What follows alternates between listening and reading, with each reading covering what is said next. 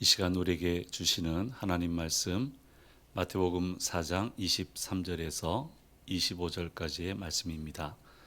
이 계시의 말씀이 선포될 때 살아계신 하나님의 음성을 듣는 시간이 되시기 바랍니다.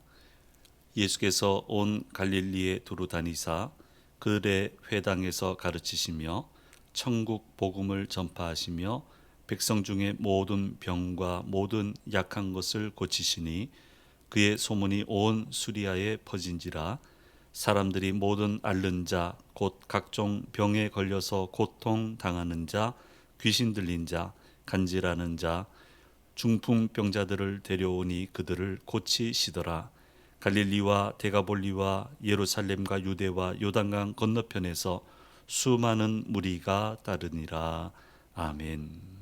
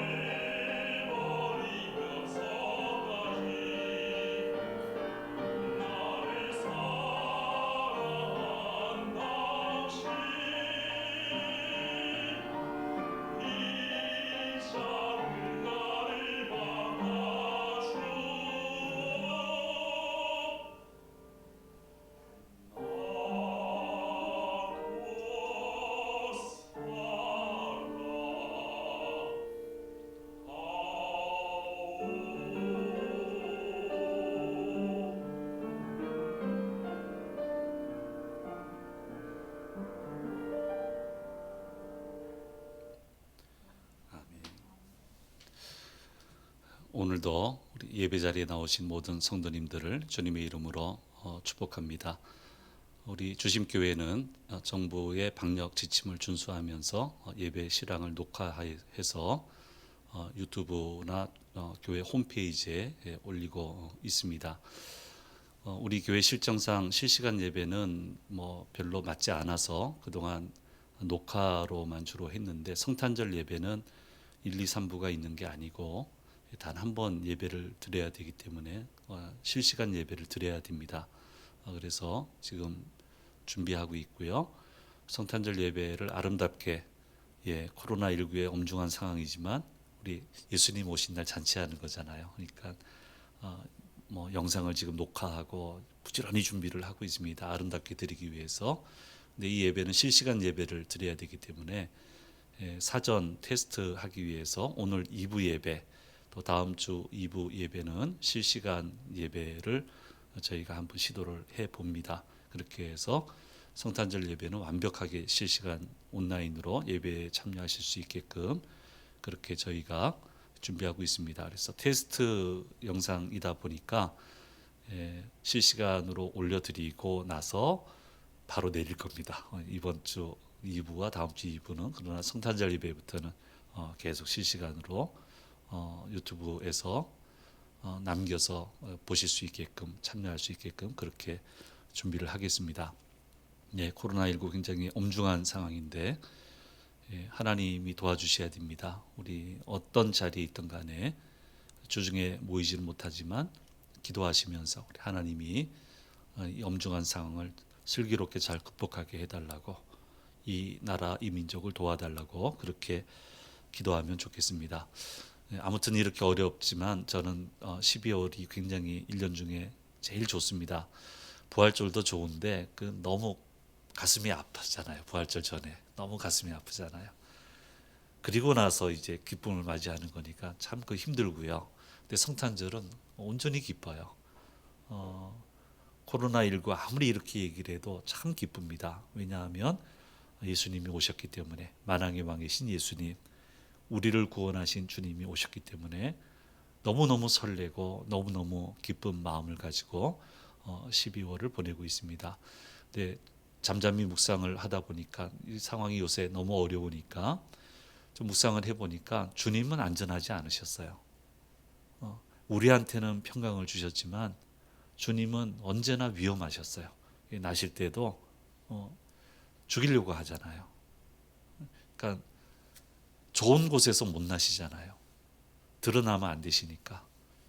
그러니까 항상 안전하지 않으셨어요. 그런데도 우리에게 오셔서는 안전을 주시고 평강을 주시고 구원을 주시는 거예요. 그러니까 얼마나 가슴 뭉클한지 몰라요. 그래서 너무너무 좋아요.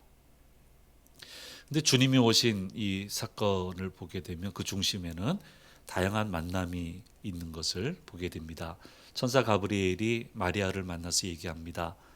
성령으로 내게 아기가 잉태하게 될 것인데 그 이름을 예수라 하라. 이렇게 만남으로 시작됐고요. 홀로 떨어져서 아이를 출산한 게 아닙니다. 천군 천사가 등장해서 찬송하고 노래를 부르고, 유대인 이스라엘 가운데는 목자들이 왔고요. 이방인들 가운데는 동방 박사들이 와서 예수님이 탄생하신 것을 기뻐하고 축하하고 찬양을 드렸습니다. 그리고 예수님은 평생 사시면서 은둔 자로 사시지 않았습니다. 외톨이로 살지 않으셨습니다. 늘 사람들 가운데 계셨어요. 따로 계셔도 제자들과 함께 있었고요. 공동체에서 있었고요. 활발하게 다니시면서 사람들을 만나시면서 그렇게 살으셨다고 성경은 우리에게 얘기하고 있습니다. 이것은 오늘 예배에 참석하는 나 자신에게도 마찬가지입니다. 나도 예수님을 만나기 위해 찾아가지만 예수님이 먼저 나를 만나주시고 계시는 것입니다. 이처럼 주님을 만난다고 하는 것이 사람들에게, 소위 사람들이 얘기하는 대로 얼마나 행운인지 몰라요. 예수님을 만난다고 하는 것이 얼마나 복이 되는지 몰라요. 오늘 말씀에도 예수님을 만난 무리에 대해서 얘기를 하고 있는데, 얼마나 예수님을 만나서 행운과 복이 뒤따라오게 되었는가 하는 것을 자세하게 기록을 하고 있습니다. 23절, 24절 말씀입니다. 같이 읽겠습니다. 예수께서 온 갈릴리에 두루 다니사 그들의 회당에서 가르치시며 천국 복음을 전파하시며 백성 중에 모든 병과 모든 약한 것을 고치시니 그의 소문이 온 수리아에 퍼진지라. 사람들이 모든 앓는 자 곧 병에 걸려서 고통당하는 자, 귀신 들린 자, 간질하는 자, 중풍병자들을 데려오니 그들을 고치시더라. 아멘. 예수님 만나기 전에는 고통이에요. 울음밖에 없었어요. 그런데 예수님 만나고 나니까 웃음꽃이 피는 거예요. 암울하고 죽었고 헐벗었던 모든 부분에 살아남의 역사가 예수님을 만나면서 일어나게 되었던 것입니다. 그래서 예수님을 만나면 모든 것이 살아나게 됩니다. 그래서 우리는 예수님을 만나서 그래서 늘 만나며 살아야 됩니다. 그리고 그 만남의 중심에는 예배가 있습니다. 주님이 중심에 세우신, 우리가 세운 게 아니고 주님이 만나기 위해, 우리를 만나기 위해 세운 가장 중심에는 예배가 있는 겁니다. 그래서 예배 자리에 나와서 주님을 만나야 됩니다. 힘들고 고달프고 불안하고 서러운 모든 것들이 주님을 만나서 해결되고 웃음꽃이 피어나야 됩니다. 생기가 솟아나고 살아남의 역사가 우리 가운데 이루어져야 되는 것입니다. 교회는 그런 곳이에요. 이곳에 와서 예수님을 만나고 예배 오시기 전에 오늘 이 예배를 통해서 저를 만나 주시옵소서. 찬송을 통해 저를 만나 주시옵소서. 말씀을 통해 만나 주시옵소서. 우리 교우들과의 만남을 통해서 주님을 만날 수 있도록 도와주시옵소서. 그렇게 기도하고 와야 되고 교회의 모든 것은 주님을 만날 수 있도록 그렇게 도와드리고 그렇게 모든 것이 그렇게 디자인이 되는 거예요. 사랑하는 여러분, 주심재단을 통해서 우리 예수님을 뜨겁게 만나게 되기를 간절히 소망합니다. 이 재단을 통해서 주님을 만나서 생기가 솟아나고 웃음꽃이 활짝 피게 되는 그런 역사가 우리 온라인 오프라인 참여하신 모든 분들에게 임하게 되기를 간절히 소망합니다. 우리나라 새마을 운동을 이제 뭐 어린 친구들이야 모르죠. 우리 다 알잖아요. 거기 그 대부의 역할을 하셨던 분이 유태영 박사님이라고 계십니다. 이분은 이제 장로님이시고요. 몸종의 아들로 태어났어요. 하인의 아들. 8명의 자녀가 있는데요. 먹고 살기가 바쁘잖아요. 그러니까 어떻게 공부를 하겠어요. 할 생각도 못하고 시킬 생각도 못하고 부모들이. 근데 동네 어른들이 보니까 너무너무 애가 똑똑한 거예요. 그래서 돈을 모아서 학비를 모아서 초등학교를 마치도록 해줬답니다. 그러니까 제가 책으로 이분을 만난 게 아니고 딱 한 번 모셔봤어요. 간증 집회로 모셔봤습니다. 그래서 그러니까 책으로는 못 만난 분인데 간증 집회를 통해서 그 간증을 생생하게 제가 들었습니다. 근데 초등학교는 졸업했는데 방법이 없어요. 왜냐하면 그 당시에 자기 자녀들도 상급 학교 진학을 못 시키는데 그 남의 아이를 어떻게 더 이상 공부를 시킬 수 있겠어요. 근데 그러던 와중에 그 동네에 교회가 들어왔다는 거예요. 이 아이가 교회를 갔는데 별천지의 세계가 열리더라는 거예요. 제일 먼저는 신분이 변화가 되더래요. 하나님은 만왕의 왕이시고 만주의 주이신데 모든 것이 근원 되시는데 그 하나님의 상속자는 예수 그리스도를 구주로 고백하는 바로 나라고 하는 것을 알게 된 거예요. 내가 상속자다. 그러니까 너무너무 충격적인 사실인 거예요. 종의 자녀이기 때문에 나는 비천한 존재가 아니고 존귀한 존재라고 하는 충격적인 사실을 알게 된 거예요. 이게 충격적이다는 말을 쓰셨어요. 이게 첫 번째고요. 두 번째는 교회 오니까 소망이 생기더라는 거예요. 자기는 평생 가난하게 이런 일을 하면서 살 줄 알았는데 내 인생도 달라질 수 있겠구나라는 생각이 들기 시작하더래요. 그때부터 이 아이가 시작한 것은 새벽제단이에요. 새벽제단 역사가 많아요. 참 많아요. 이게 새벽에 기도하다가 보니까 꿈을 키워 나가다 보니까 아마 계시가 왔겠죠. 결심을 하게 된 거예요. 그래서 서울로 올라갑니다. 그 당시 많은 사람이 그랬던 것처럼 올라가서 당장 먹고 살아야 되니까 구두 닦기 하면서, 근데 잠자리는 없어요. 그러니까 빌딩 사이에서 잠을 자고요. 그 당시는 또 통행 금지령이 있었잖아요. 그 빌딩 사이에서 잠을 자다가 그 당시 그런 친구들이 많았는데 같이 어울리지 않고요. 왜냐하면 나는 그렇게 어울려서 나쁜 일을 해서는 안 되는 사람이니까. 하나님이 날 쓰실 거니까. 그러니까 어울리지 않고요.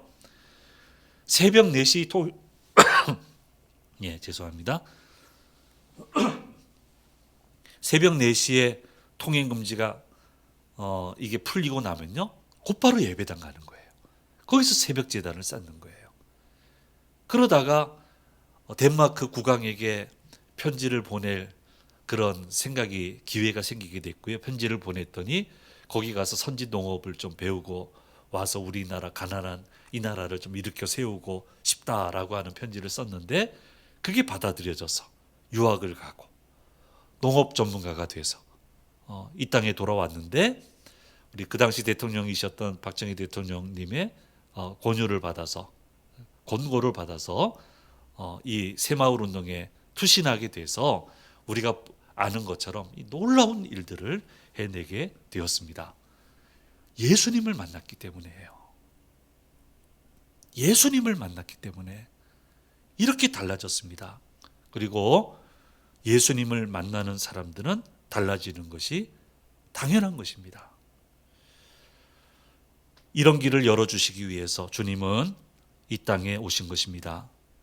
절망밖에 모르고 웃음을 잃어버리고 하루하루를 살아가는 사람들에게 웃음을 되찾고 생기를 되찾고 그렇게 살아갈 수 있는 길을 열어주시기 위해서 이 땅에 오신 것입니다.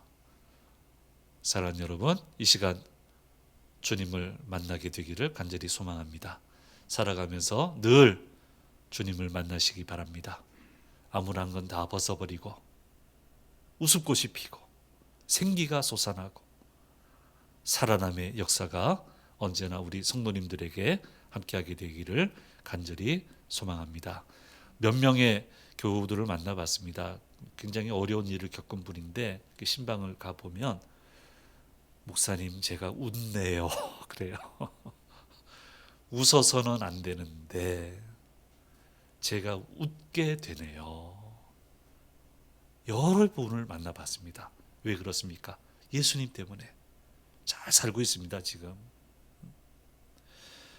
그러면 주님은 다양한 사람들을 만나시면서 무엇을 하셨습니까? 23절 말씀에 이렇게 얘기를 하고 있습니다. 같이 읽겠습니다. 예수께서 온 갈릴리에 두루 다니사 그들의 회당에서 가르치시며 천국 복음을 전파하시며 백성 중에 모든 병과 모든 약한 것을 고치시니 말씀하고 있습니다. 첫째로 하신 일은 가르치시는 일을 하셨습니다. 갈릴리의 여러 회당을 다니시면서 가르치셨는데요. 유대인들이에요. 말씀 어려서부터 배웠고요. 늘 읽고 있고요. 잘 안다고 하는 사람들이에요. 자기들은 잘 안다고 얘기를 해요. 하나님을 잘 안다고. 근데 예수님 보실 때는 핵심적인 건 몰라요. 주변 거는 알아. 지식은 있어. 그런데 진짜 모르는 거예요. 이게 어떻게 증명이 됩니까? 예수님을 모르잖아요. 구세주로 오신 예수님을 모르잖아요. 핍박하잖아요. 그러니까 안타까우셔서 이들에게 가르쳤습니다. 너희가 아는 게 아니다. 라고 하는 말씀을 계속 해 주신 것이었습니다. 그래서 이것을 알게 하기 위해 주님은 두루 다니시면서 온 땅에 두루 다니시면서 회당을 찾아가셔서 싫어하는 줄 뻔히 아시면서도 거기 가서 하나님의 말씀을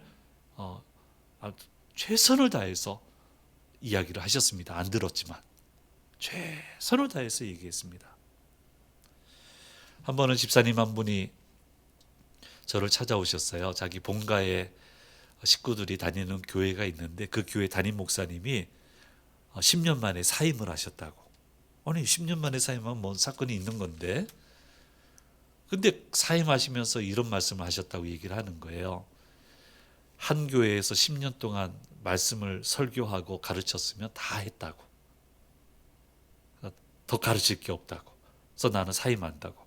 그러면서 하나 얘기를 더 한 게 뭐냐면은, 한 교회에서 10년 이상, 예, 죄송합니다. 안심하세요. 괜찮아요. 한 교회에서 10년 이상 말씀을 가르치는 목사님들은 이상하다고. 그 얘기하고 사임을 했다는 거예요. 제가 그 당시에 벌써 20년이 돼 가거든요. 설교하고 있는 게 20년이 돼 가거든요. 그러니까 왜 저한테 와서 그 말을 하는지 모르겠어요. 20년이 돼 가는 사람한테. 그래서 제가 이렇게 답을 했습니다. 그러니까 10년 만에 목회를 그만두는 거지. 그러니까 10년 만에 그만두는 거지. 10년 설교하면 하나님 말씀을 다 알아요? 저는 지금 신학교부터 27년 됐는데요. 모르겠어요.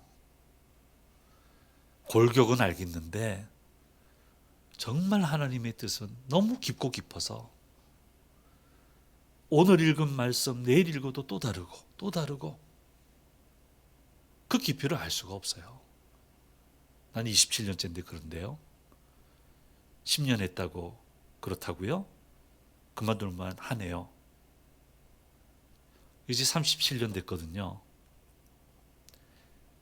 그런데도 모르겠어요. 그냥 언저리만 있는 것 같아. 모르겠어. 유명한 주석가의 말씀처럼 나를 사랑한다는 것은 내가 알겠어요. 나를 위해 돌아가신 것 알겠어요. 근데 매 순간순간마다 하나님의 뜻은 정말 모르겠어요. 그래서 오늘도 두려운 마음으로 말씀을 읽고 두려운 마음으로 무릎을 꿇고 두려운 마음을 가지고 하나님의 말씀을 전하고 있는 것입니다.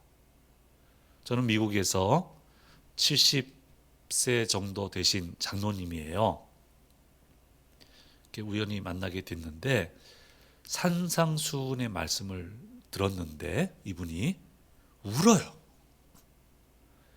내 평생 살아오면서 이 산상수훈의 말씀을 수없이 들어봤지만 이렇게 말씀하시는 것은 처음 들어봤다고 그러면서 울어요. 어린 목사 앞에서 우시는 모습을 보면서 야, 참 겸손하시다. 참 대단하시다. 그리고 그분에게 어떻게 하나님이 함께 하시고 어떻게 은혜를 베푸시는지를 똑똑히 봤습니다. 또 한 그룹을 봤습니다. 한 그룹만 본 게 아니고 여러 그룹을 봤어요. 만나봤어요. 더 이상 가르치지 말래요. 몇 년을 들었는데, 몇 년을 배웠는데 우리에게 가르치지 말라는 거예요. 우리 잘 안다고. 그런데 그 분들에게 다가오는 그 파고를 봤어요. 그 교회에 몰아닥치는 그 험한 파도를 제가 보고 있어요. 지금도. 어떻게 30년 신앙생활하고 50년 신앙생활하고 70년 신앙생활하면 하나님을 다 압니까? 어떻게 말씀을 다 이해할 수 있습니까? 70 넘었어도 실수하는 사람 많아요. 하나님의 뜻을 어긋나게 따라가는 사람 많습니다. 성경의 이야기만 해도 수천 년인데 그 몇십 년 신앙생활 했다고 어떻게 하나님의 말씀을 다 할 수가 있습니까? 그러므로 우리는 언제나 겸손히 마음을 내려놓아야 돼요. 마음에 무릎을 꿇어야 돼요. 하나님 앞에 겸손히 무릎을 꿇고 오늘도 제게 말씀해 주시옵소서. 오늘도 제게 가르쳐 주시옵소서. 왜냐하면 살아남의 역사는, 생기가 솟아나는 역사는 하나님의 말씀에서부터 시작이 되기 때문에 그렇습니다. 우리는 그렇게 겸손히 주님 앞에 가서 주님의 말씀을 들어야 되는 것입니다. 그래서 예수님이 만나시면서 하신 첫 번째는 가르치시는 일이었어요. 두 번째 주님이 하신 일은 천국 복음을 전파하시는 것이었습니다.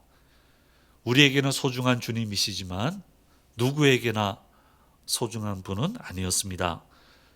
누구나 그 분을 소중하게 영접하지는 않았습니다. 그럼에도 불구하고 우리는 주님 오심을 기뻐하지만 누구나 기뻐하지는 않았어요. 그래도 아랑곳하지 않으시고 그곳에 가셔서 복음을 전하셨어요. 모두가 우리를 좋아할 것이라고 생각하면 오산이고요. 모두가 우리를 이해할 것이라고 생각해도 오판이고요. 우리가 하는 모든 것을 이해하고 받아들일 거라고 생각해서도 안 됩니다. 물론 교회 밖의 분들과 공감을 하기 위해서, 또 우리의 사명은 그분들을 섬기는 거니까 이해시키려고 노력하고 공감을 얻도록 노력해야 됩니다. 우리는 세상을 섬겨야 되니까 노력을 해야 돼요. 근데 노력한다고 다 알아주지는 않습니다. 그래도 아랑곳하지 말고 우리는 복음을 전해야 됩니다. 이해하든 칭찬하든 칭찬하지 않든 우리는 아랑곳하지 않고 주께서 부탁하신 섬김의 삶을 살아야 되는 것입니다. 근데 이게 동시적이에요. 가르치시고 전파하셨어요. 그곳에 살아나는 역사가 임했어요. 가르치고 전파할 때 살아났어요. 이것을 우리가 잊어서는 안 되는 겁니다. 세 번째 주님이 하신 일은 고치시는 것이었습니다. 24절 말씀입니다. 이렇게 말씀하고 있습니다. 같이 읽겠습니다. 그의 소문이 온 수리아에 퍼진지라 사람들이 모든 앓는 자, 곧 병에 걸려서 고통당하는 자, 귀신 들린 자, 간질하는 자, 중풍병자들을 데려오니 그들을 고치시더라. 자, 외형적인 병을 고치셨지만 거기에 뒤따라오는 게 있어요. 마음의 상처가 있겠죠. 정서적인 상처가 있겠죠. 관계가 파괴됐을 거예요. 또 가족 구성원의 그 상황도 오랜 병에는 그 없잖아요. 그렇죠? 효자가 없다고 가족 간의 관계도 다 파괴됐을 거예요. 주님은 오셔서 외형적인 병만 고치신 게 아니고 모든 병을 고쳐 주셨습니다. 이처럼 동시적으로 주님은 가르치시고 전파하시고 치유하셨습니다. 그랬더니 살아남의 역사가 임하게 되고 웃음꽃이 피게 되고 생기가 솟아나게 되었던 것입니다. 주님이 임하셔서 역사해 달라고 우리 기도 많이 하죠. 그런데 주님이 임하셔서 역사하시는 곳에는 세 가지 요소가 같이 있어야 됩니다. 가르치고, 가르침을 받고, 전파하고, 치유하는 세 가지 요소가 있는 곳에 살아남의 역사가 일어나게 되는 것이고, 교회도 이 세 가지의 사명을 놓치지 않도록 늘 조심하며 붙들고 가야 되는 겁니다. 그럼 이렇게 되기 위해서는 어떻게 해야 됩니까? 물고가 되어져야 돼요. 주님의 역사가 자연스럽게 흘러 들어와야 됩니다. 그렇게 되기 위해서는 어떻게 해야 됩니까? 철저히 맡겨야 되는 거예요. 내어드려야 되는 거예요. 주님, 마음껏 역사하세요. 마음껏 역사해 주세요. 저는 따라가겠습니다.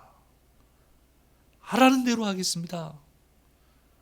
지금 병에 걸려서 왔는데 이렇게 고쳐주세요. 저렇게 고쳐주세요. 말할 겨를이 있겠어요 지금? 얼마나 무리가 많은데? 내어 맡기는 거예요.